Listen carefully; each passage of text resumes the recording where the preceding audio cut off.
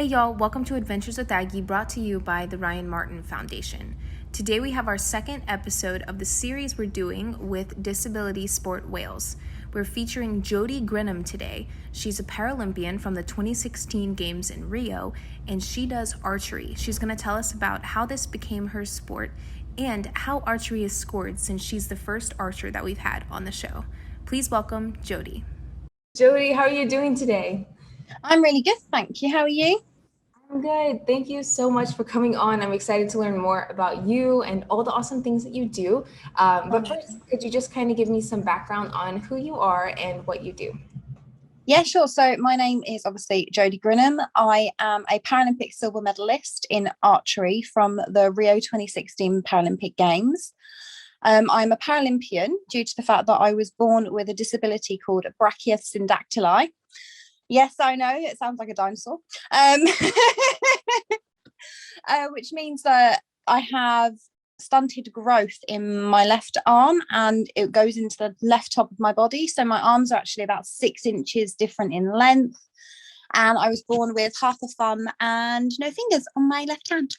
Got it. Thank you for the background. It helps kind of set the stage and lets us get to know you a little bit better. But let's kind of backtrack a little bit. When did you realize that archery was going to be your sport? Can I say at Rio? That's really bad. Yeah. So I only started it in 2008, 2009, and that was because I was told that I wouldn't be able to. So it was more like a point to prove than anything else. My dad did archery. He used to go and shoot at his club. I used to go and watch. I had no issues watching at all. I quite enjoyed it. And then one day I was like, okay, I had enough watching now. I'm quite a sporty person. Maybe I'll give it a go. And it was actually a member of the club that was like, oh, no, you won't be able to do it because of your disability. So then it was like, well, I'm going to prove you wrong. No one tells me I can't do something. So then me and my dad spent a good few weeks adapting bows, trying to see how I'd be able to hold the bow. You know, am I going to be able to shoot? Am I not? And then from there on, I just quite enjoyed it. Carried on shooting, got to Sussex junior level, which was our county, really quickly. So I was very over the moon and happy with that. And even then, it wasn't a case of I thought I was any good. You know, my Sussex coach said I should, be scouted and, try for the Paralympics. And I was like, there's no way on this earth I'm not disabled. I've been bullied my whole life for using that word. There's no way I'm now going to say I'm disabled. So try to push it under the rug. But it was only when I actually got all the way through, probably 8 years later, and then got to the games and won a medal, that I was like, oh, maybe this is what I'm meant to be doing. Maybe I could be pretty good at this. Oh, okay. Which is quite weird, isn't it? Because some people, you'd think they'd realise before that. Yes, yeah. That's not the answer I was expecting, but I love it. I love that was your kind of aha moment on the worldwide stage there. But I guess you say you were kind of sporty. Did you do other sports before you found archery? Yeah, so I've done football. I was a sprinter. Anything and everything, really. Apart from swimming, I'm not very good with the whole water splashing thing. Anything else, yeah, badminton, tennis, I'd happily. I spent most of my time running around playing different things, even if it was just with kids outside, like 40-40 tag or it or stuck in the mud. It didn't matter. I was always out and about just doing something fun and energetic and climbing up trees. And yeah, I guess I kind of wanted to backtrack a little bit and just talk about how archery is scored, since you are the first archer that I've had on the show. I don't know if any of the listeners know what this is or how it works. So if you could just tell us a little bit about the sport itself, that would be great. Yeah, of course. So I'll stick with the Olympic and Paralympic disciplines, if that's all right, because otherwise we'll be going on for quite a while. Sure. So in the Olympic side, you have a recurve bow, which is more your traditional one string, it's very similar to Robin Hood style. However, you have a sight, which helps you aim. You have a long rod and short rods, which are stabilizers, and you would shoot at a distance of 70 meters, which is about 3/4 of a football field. and you're aiming at a size of a gold, which is about the size of a CD. So that's the Olympic discipline, which is called recurve. In the Paralympic side, you also have the recurve, and that is also used at 70 meters. But you also have a different discipline, which is compound. Now, compound is split up into compound open and W1. Now, that all depends on your disability. If your disability only affects either your upper body or your lower body, you'll be in the open category. However, if your disability affects both lower and upper, so therefore you would have, say, 4 limbs affected and your core, you would be in W1. So it's to really make that level playing field a little bit better, rather than having someone that has a severe disability against somebody that, say myself, who has an upper body disability, but my legs are fine. So it really does try and level that out. Now, in those categories, the W1 will shoot at 50 meters. So will open compound. So they're about the same. Compound bows are the same. And that's half the size of a football field. And we're shooting at a size of a 10, which is about the size of a digestive biscuit. So a little bit smaller. So it's more about the accuracy. So the compound bows are a lot more powerful than the recurve, due to the fact they have pulleys and strings on them. So as you actually pull the boat up, the cams on the top, which are the wheels, hold the weight, which means that you're only holding, say, 14 pounds instead of 60. So it really does help you get that fine tuning of the aiming. The only difference, really, apart from disability, is actually the face.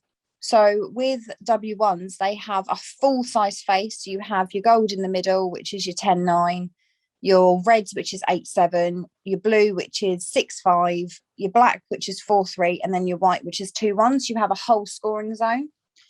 Now, with the compound open, it seems so much more accurate, and it's all about those fine tune and that little aiming, that you don't get your black and white. So you actually only get gold, red and blue. So if you are meant to score anything under than a 5, it's a 0. You don't get the other points, because people shooting those bows aren't seen to be somebody that should be shooting the lower values. Now, the best thing about what I find in the parasport is, although you have a compound which is more powerful, you have the recurve that isn't as powerful. It's a different art. So one thing that you would find really difficult with a recurve, like your aiming and steadiness, because they hold all the poundage, would actually be so much easier on a compound, because you've got the let off and you're holding the weight. You then flip it on the other side. So actually what you find hard on a compound with your, the steady, nitty gritty aiming, because you've got the bubble on your side, is a little bit easier with the recurves. They both have their challenges, and they both have the things they excel in. So I do find it quite mesmerizing, seeing like the different styles of bows and the different categories, and you'd think, because they're shooting at 70 meters, it's got to be harder, but it sort of weighs out the balance, because with compounds you're expected to shoot the 10 more, so therefore they give you a smaller face, and they give you, make it closer, because then actually if you miss, what's the excuse on it? So I think it's a really good way that they have done it and distinguished the different styles and the different distances, but there are definitely different levels to both bows. Definitely. Thank you so much for saying that, because I feel like now when I watch archery, I might understand a lot more of what's going on when I'm just watching it myself. I know I was watching it yesterday, I guess, at the Olympics were on, and I was like, this is interesting. Like, I don't really know what I'm looking at, but it's still interesting to watch. So this helped a lot. But I guess going off of that, what would you tell someone who maybe wants to try archery but's never done it before? What would you tell them to expect? Everything can affect you. Everything. If it rains, your arrows are going to go low. If it's too hot, your arrows are going to go high. If the wind blows, the arrows are going to go in that wind. It is such an unexpected sport that enjoy it, celebrate every time you shoot a 10. And do you know what? Forget every time you shoot a bad arrow. If you can remember that every time you draw your bow up, you are trying to hit a 10, regardless of where it goes, that arrow was the best you could have shot it. Nobody draws their bow up and goes, oh gosh, I want to put it in the blue. Everybody wants to hit the gold. And it doesn't matter how you're feeling, it doesn't matter what's going on, the elements of the world around you. You shoot that every arrow to the best you could at that moment in time. And if you can remember that, you can move on to the next one and make the next one better. Yeah, no, that's perfect. That's perfect. I hope somebody listens and they go out and try it. They're like, oh my gosh, she was right. Awesome. Cool. I want to ask about a practice session because I have absolutely no idea what these look like for you. But could you kind of walk us through a typical practice session and tell us kind of the different things that you're working on? Yeah, of course. So I would obviously set my equipment up, the usual boring stuff. I'm not going to lie, I'm not very good at the training aspect of my life. I love to compete. So I really do have to try and keep myself enjoying everything. So then I'll put everything together, sit down, and I'll decide if I'm doing a 720 or a head-to-head or whatever it is I'm going to do that day. 720 is your traditional 72 arrows ranking round. Head-to-head is 15 arrows and it's against an opponent or a score. I could do a 360. I'm not going to lie, I'm also the sort of person that will stick balloons on a target and try and aim at the balloons just to have a bit more fun.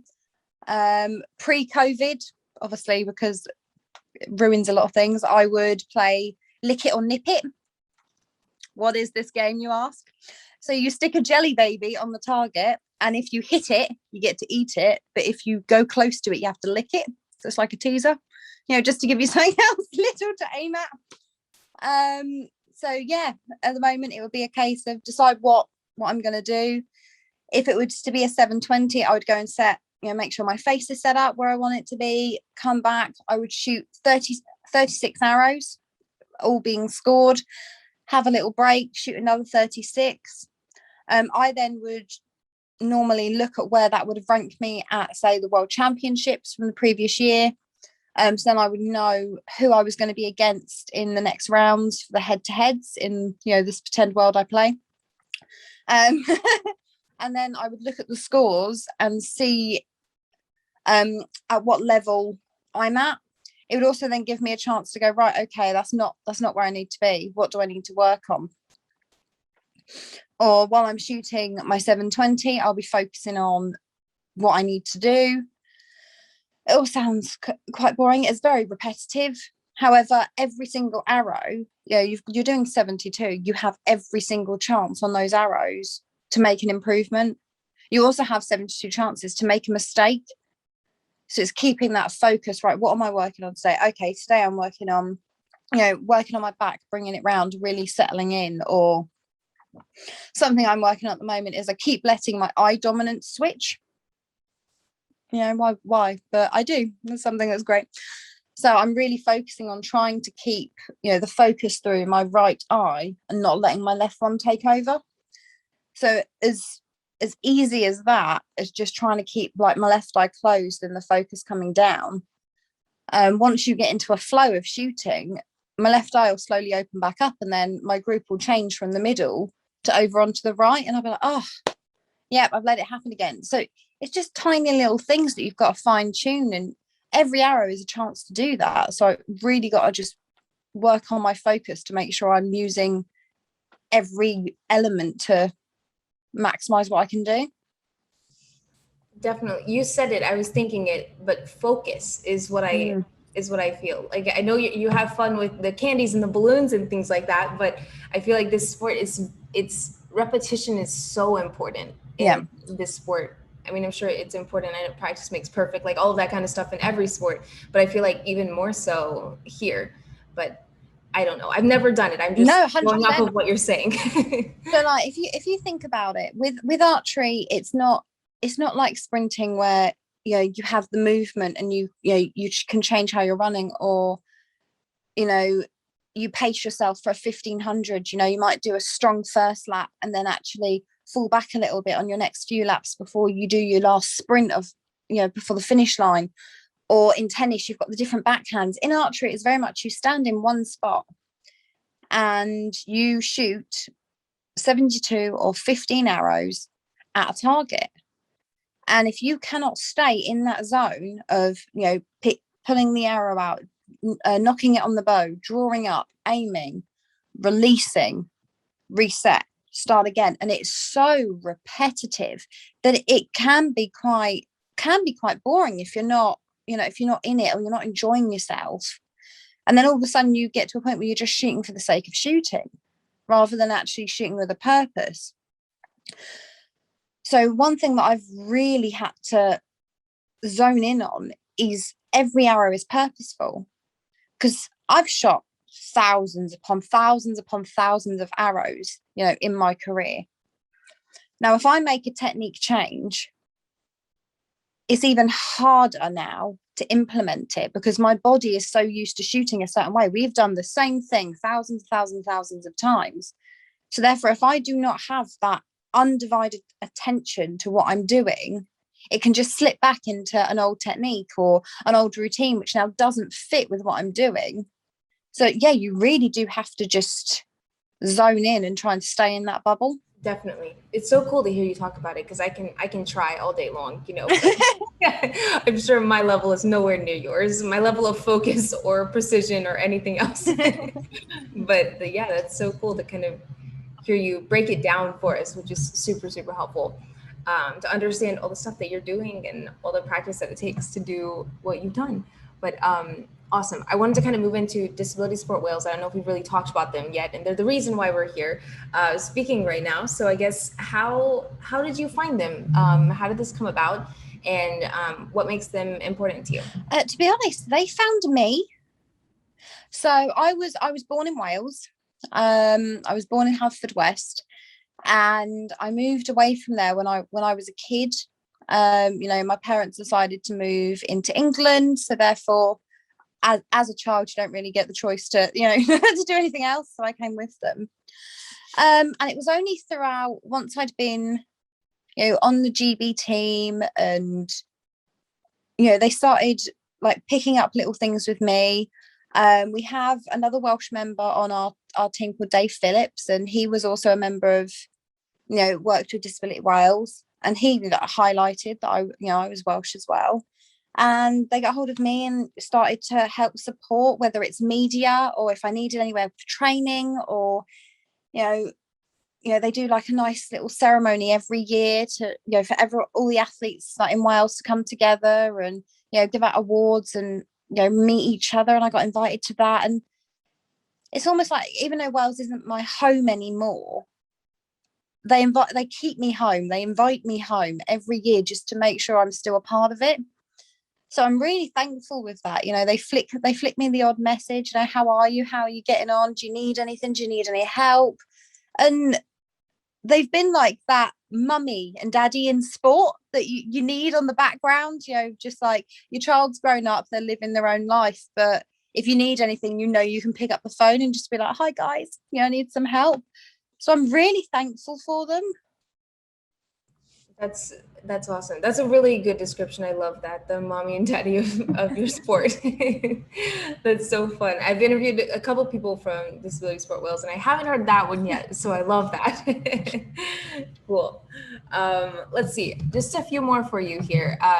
Kind of first, how can people get involved with Disability Sport Wales if maybe they want to play sport and kind of need that kind of support? How would you suggest that they get involved? So they have a website. So honestly, if you get in touch go onto the Disability Wales website, you can find all the contact details on there.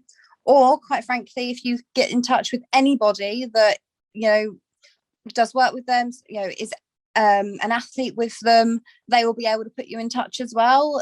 Like we're quite a homely group. So if you're an athlete for Wales, or you train in Wales, then 100%, you just need to get in touch with anybody and they'll be able to put you through with them.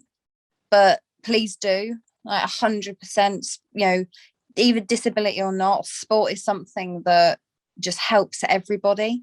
And if you do have a disability and you're not 100% of what you can do, or if you'll be able to do a sport, there is always something out there, I promise. It may not even sound like there is, or you may feel like there's nothing that anyone can do or to help. These guys can, and they will get you in touch with somebody or get you something that will maybe adapt or just help you get to a place where you want to be. Definitely. That's awesome. I feel like call to action. Everybody go find them, get involved. Yeah. Perfect. Cool. 2 more questions for you. First one, what have you learned about yourself through archery? And then we tagging onto that, what piece of advice would you give to your younger self? I think these are kind of related. So the one thing I've learned about myself is I am stronger than I ever thought I was.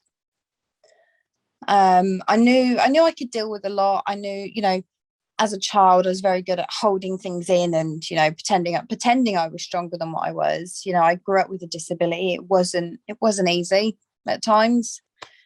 Children can be very cruel with people that are different. As adults, we all know it. As children, they don't yet. But archery has really made me go, wow, yes, I am disabled. End of. There's nothing I can do about it. There's no point hiding it or trying to avoid it. Yes, I'm disabled. But 2, I may not do everything the way, that's conventional, that's correct, but I can still do it. I may not tie my shoelaces how you would teach children to tie, but I can get down on my knee and I can tie my shoelaces. It may not be the exact right way, but I can do everything anybody else can do. So when I look at that and I look at my life in archery, it doesn't matter what curveball has been thrown at me or injury I've had where I could have gone, I give up, I've had enough, I can't do this anymore. It makes me look at it, fix the problem, find a solution, and come back stronger. And that is something that, just looking back at myself as an athlete, as a person, I'm really proud of. If I was to give myself one piece of advice, accept who you are quicker, because there are things that I wish I could have changed about my life, or there's people that maybe didn't get to know me, or there's still people out there that I've worked with for years that never knew I had a disability because I hid it, or I'd always find an excuse that I couldn't do something for a different reason, because I could never just accept 100% who I was, and I'd hide it. So yeah, I wish I just accepted who I am quicker. Definitely. That's great advice. I'm sure younger Jodie would appreciate it. She'd look back and go, you don't know what you're on about. I love that. Awesome. Well, Jodie, thank you so much for coming on and sharing your story and telling us a bit about archery itself. Thank you so much for your time today. Oh, thank you. I have had a really lovely time. It's been so good to talk to you. So thank you very much. Jodie, thank you so very much for coming on the show and sharing your story. Stay tuned for another episode of Adventures with Aggie featuring Disability Sport Wales on Monday, where we speak with Alid Davis.